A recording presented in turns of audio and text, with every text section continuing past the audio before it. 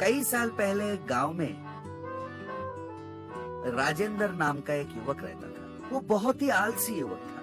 कोई काम वो करना नहीं चाहता था। हर वक्त अपने दोस्तों के साथ पीता रहता था, पत्ते खेलता रहता था।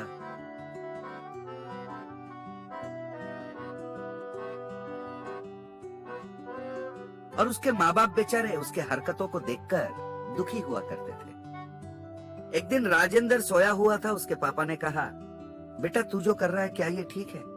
क्यों इतना भवंडरगिरी करता है? बेटा कोई काम ढूंढ लेना। राजेंद्र ने कहा, पापा ये क्या है? पापा सुबह सुबह मेरा दिमाग क्यों चाट रहे हो?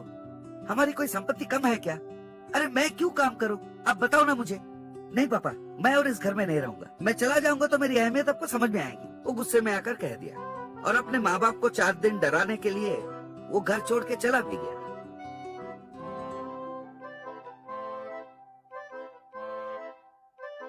इधर उधर चलते चलते कुछ दूर जाने के बाद वो थक गया।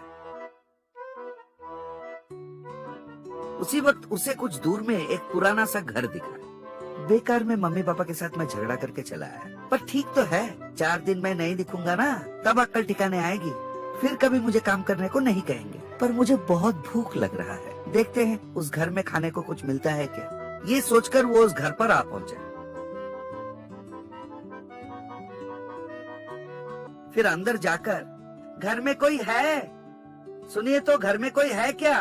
वो चिल्लाया। अचानक से उसके सामने एक भूत आ पड़ा। भूत को देखते ही राजेंद्र घबरा गया।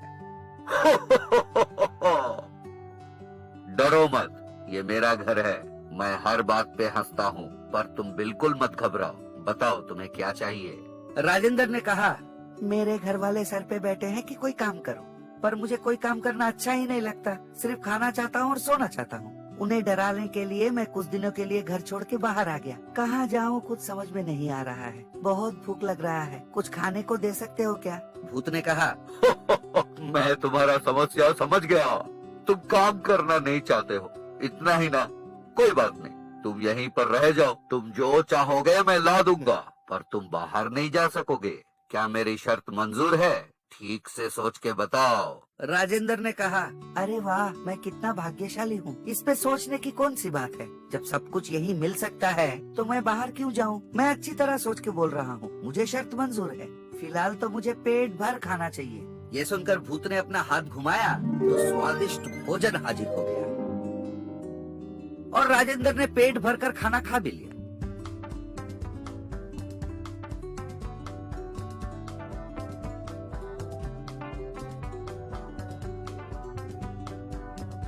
फिर उसने कहा, भूत जी मुझे बढ़िया नींद आ रही है, सोने को खटिया मिल सकता है?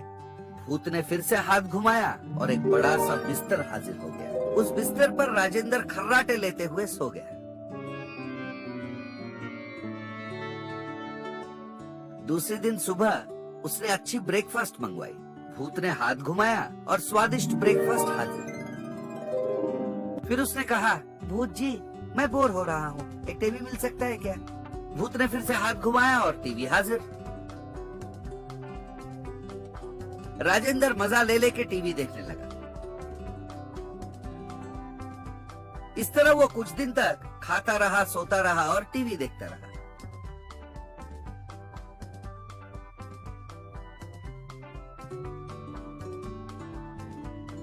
एक दिन उसने खिड़की से बाहर झांक के देखा। उसने देखा कुछ लकड़हारे अपने कुल्हाड़ी को कंधे पे लिए लकड़ियां काटने जा रहे थे। उन्हें देखकर, ओ भाई जरा रुको, इधर सुनो सुनो, इधर, मैं इधर हूँ, वो चिल्लाया। पर उन लकड़हारों को इसका आवाज सुनाई नहीं दिया और वो अपने रास्ते चले गए। राजेंद्र ने सोचा, अरे धत, और कितने दिन घर के अंदर बैठा रहूं, चलो बाहर थोड़ा घूम आता हूँ। ये सोचकर वो जाके दरवाजा खोलने गया, पर बहुत कोशिश करने पर भी दरवाजा खुला नहीं। तब भूत हाजिर हो गया और दरवाजा नहीं खुलेगा राजेंद्र, मैंने कहा था ना, तुम बाहर नहीं जा पाओगे। अब पूरी जिंदगी तुम्हें यही रहना पड़ेगा। कहकर भूत हवा हो गया। ये सुनकर राजेंद्र सोच में पड़ गया। फिर कुछ दिन तक वो खाता रहा, सोता रहा।